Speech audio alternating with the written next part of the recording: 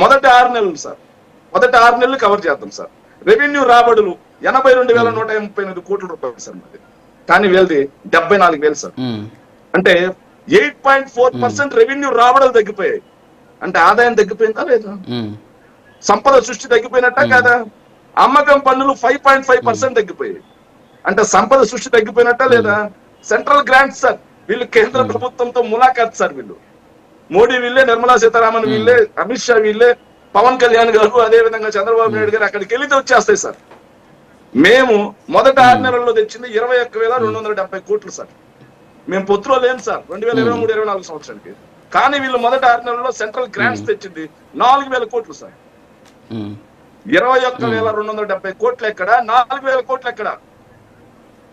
Central grants 29. అలాగే ఈ బడ్జెటేతర అప్పులు, ప్రభుత్వ గ్యారంటీల గురించి కూడా మాట్లాడండి. మీరు 2023-24 సంబంధించి అన్ని బాగా మాట్లాడుతున్నారు. బడ్జెట్ మీరు చేసిన బడ్జెటేతర అప్పులు, ప్రభుత్వ గ్యారంటీల గురించి కూడా మాట్లాడండి సార్. ఒక్క నిమిషం సార్. వేణుగోపాల్ రెడ్డి గారు మీరు గమనండి సార్. వేణుగోపాల్ రెడ్డి గారు ఆగండి, శేఖర్ రెడ్డి గారిని మాట్లాడి వారి టైంలోకి మనం వెళ్ళకూడదు. వద్దులేండి, భయం వద్దులే కానీ చెప్పండి. అన్ని మాట్లాడతా, ఏం వదిలిపెట్టి నాకు 5 నిమిషాలు టైం ఇస్తే అన్ని మాట్లాడతా, అందరినీ గడిగేస్తా. Central grants 29%. ఇప్పటికీ 6 నిమిషాలు అయిపోయింది. సామాజిక రంగ వ్యయం 8,000 కోట్లు మాకన్నా తక్కువ ఖర్చు పెట్టారు. క్యాపిటల్ ఎక్స్పెండిచర్ అన్నారు సార్. అబ్బా అద్భుతం సార్ ఇది. క్యాపిటల్ ఎక్స్పెండిచర్ లో చంద్రబాబు నాయుడు సంపద సృష్టి ఇదే కదా సార్. మొదటి 6 నెలల్లో according to budget and according to CAG మొదటి 6 నెలల్లో మేము ఖర్చు పెట్టింది 16,576 కోట్లు 23-24 ఆర్థిక సంవత్సరానికి. మీరు ఖర్చు పెట్టింది 11,715 కోట్లు. మాకంటే 15.93% తక్కువ.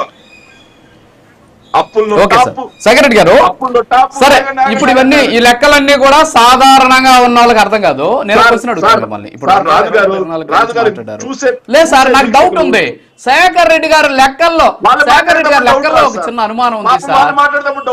లేదు, వాళ్ళు లెక్కలు చెప్పలేదు కదా. కాదు సార్, వాళ్ళు లెక్కలు చెప్పుంటే నాకు డౌట్ వచ్చిండేది. వాళ్ళు లెక్కలు చెప్పలేదు, మీరు లెక్కలు చెప్తున్నారు. సో నా దగ్గర కూడా పర్లేదు సార్, మీరే చెప్పాలా.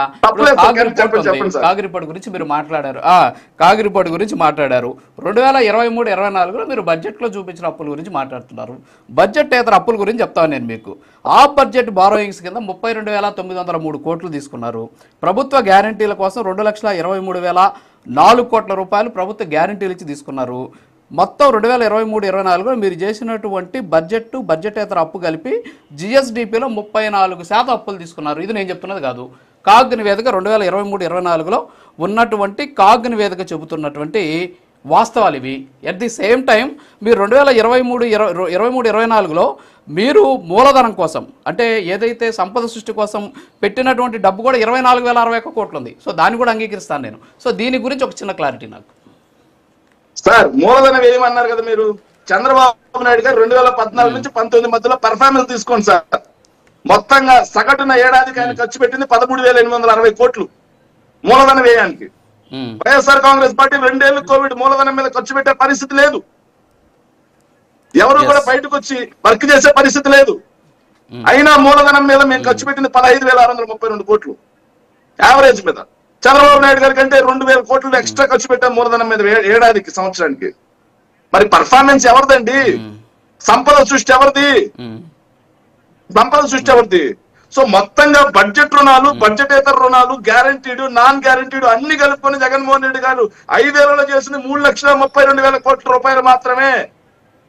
దాన్ని ధృవీకరించింది కాదు, దాన్ని ధృవీకరించింది బడ్జెట్ గ్లాన్స్, దాన్ని ధృవీకరించింది అసెంబ్లీ క్వశ్చన్ అవరు. దాన్ని మీరు కూడా ఒప్పుకోకపోతే ఎట్లా? ఇంకోటి రెవెన్యూ డెఫిసిట్. అంటే నేను కూడా కాగ్ రిపోర్ట్ నే పెట్టుకొని చెప్తున్నా. చెప్పండి సార్, నేను కూడా అదే చెప్తా ఉన్నా.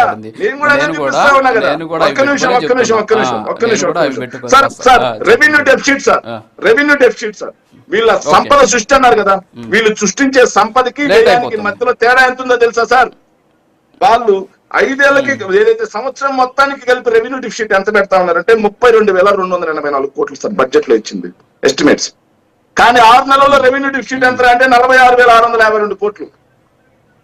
46,652 కోట్లు. గత 5 ఏళ్లలో మేము సంపద సృష్టించలేదు కదా సార్.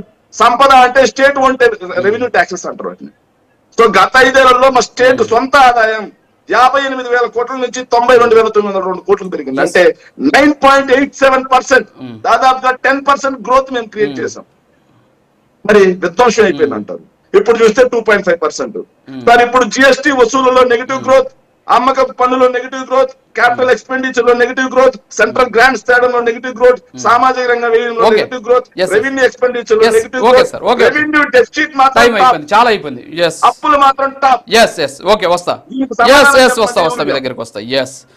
ఎస్ అనేది చెప్తారు. ఒక్క నిమిషం. ముక్కా శ్రీనివాసరావు గారు గుడ్ మార్నింగ్.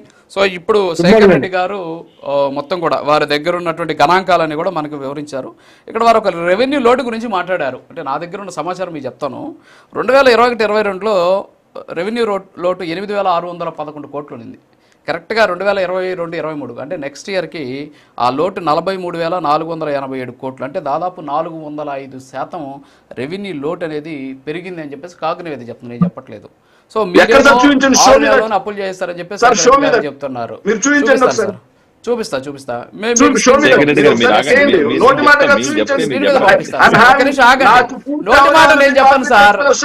నోటి మీరు ఏ విధంగా డాక్స్ సార్, మీరు ఏ విధంగా డాక్టర్ చూస్తున్నారు? సారీ శేఖర్ రెడ్డి గారు మీరు ఏదో లెక్కలు రాసుకుని చెప్పినంత మాత్రం కాదు. As per report sir as per report చూడాలి శేఖర్ రెడ్డి గారు, మీకు అన్ని లెక్కలు చెప్తాను. 2022-23 ఆర్థిక సంవత్సరం గణాంకాలన్నీ నా దగ్గర ఉన్నాయి, మీకు పంపిస్తాను సార్. నేనేదో రాసుకొని నైట్ టైప్ చేసుకొచ్చి. ఒక్క నిమిషం శేఖర్ రెడ్డి గారు ప్లీజ్, శేఖర్ రెడ్డి గారు ప్లీజ్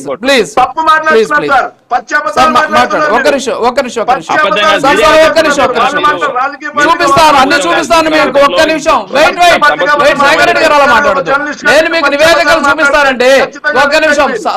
సారీ అబద్ధాలు మాట్లాడాల్సిన అవసరం లేదు.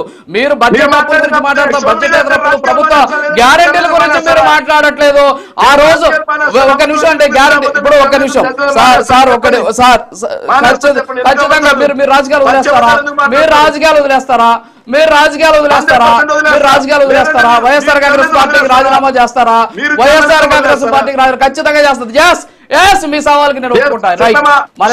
మీరు నేరుగా నిరూపిస్తే మీరు రాజకీయాలు వదిలేయండి, మీరు వైసీపీకి రిజైన్ చేయండి. నేను జర్నలిస్ట్ గా పక్కన పెట్టేస్తారు. చిన్న ఎగ్జాంపుల్ చెప్తాను.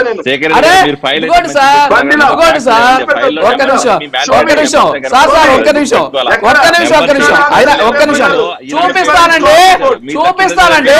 వెయిట్ అంటే మీరు ఇప్పుడు చెప్పిన లెక్కలన్నిటి, ఇప్పుడు మీరు చెప్పిన లెక్కలు మీకు అనుకూలంగా ఉన్న లెక్కలు కాదు ఇక్కడ.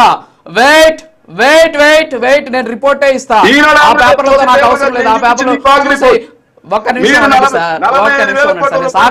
ఈనాడు మీరు సాక్షి చదవద్దు సార్. ఇక్కడ మీరు ఇక్కడికి వచ్చి సాక్షి చదవద్దు సార్. వెయిట్ సార్ చూపిస్తా. Please control. నేను చూపిస్తా. ఎప్పుడు అది చూడండి ఆ రిపోర్ట్. ఒక నిమిషం ఆగండి, నేను చూపిస్తా ఉండండి. మీకు వెయిట్ చేయండి, చూపిస్తాను కదా. డిబేట్ అవుతుంది. వెయిట్ ముక్కా శ్రీనివాసరావు గారు.